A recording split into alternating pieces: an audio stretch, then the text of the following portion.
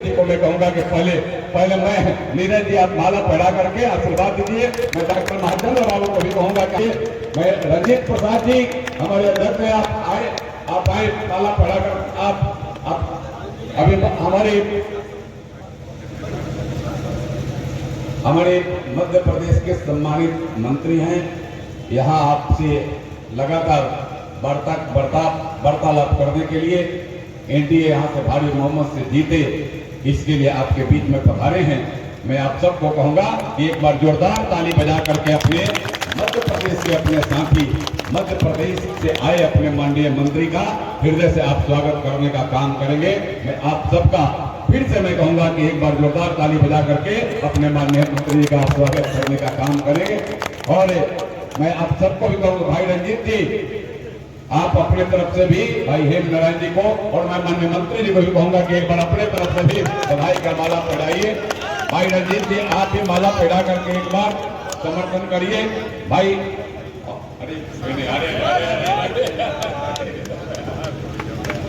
Sir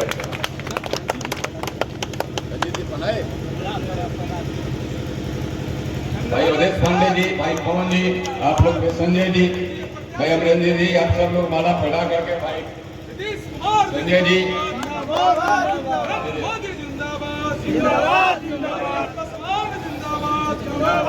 Neeraj ji का संजय जी आइए, दिलीप जी आ जाइए, अभी प्रजापति जी आप भी आ जाओ, माला पहना दो।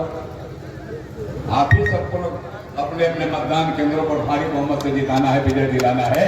मैं माला पेड़ा भाई दिलीप जी माला पेड़ा।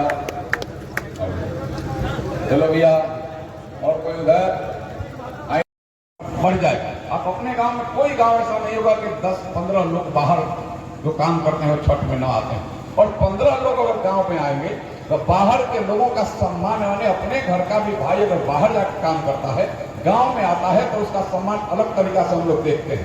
यह बाहरवासु भाई है, आया है तो इसके बातों में कोई दम होगा।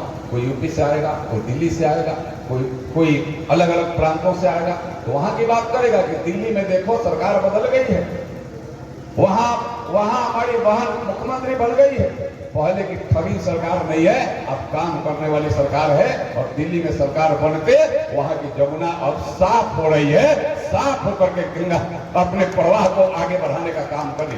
वहां भी भारत सरकार की सारी योजनाएं लागू हो गई जो पहले नहीं।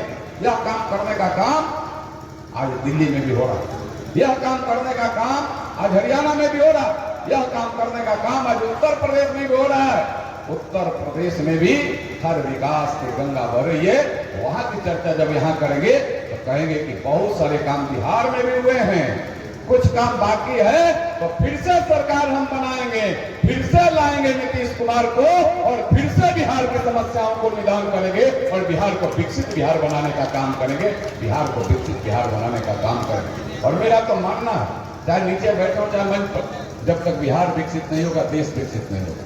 देश को विकसित करने के लिए बिहार को विकसित करने का संकल्प लेकर के हमें जाना होगा। और यह सच्चा हमारा इसे नामांकन से आशीर्वाद सभा में सच्चा हमारा आशीर्वाद होगा, हम सबका आशीर्वाद होगा कि हम अपने अपने गांव को भी कैसे विकसित करेंगे, अपने अपने पंचायत प्रखंड को भी कैसे विकसित करेंगे। और इसके लिए हमें डबल इंजन की सरकार को हमें मजबूती से लाना पड़ेगा।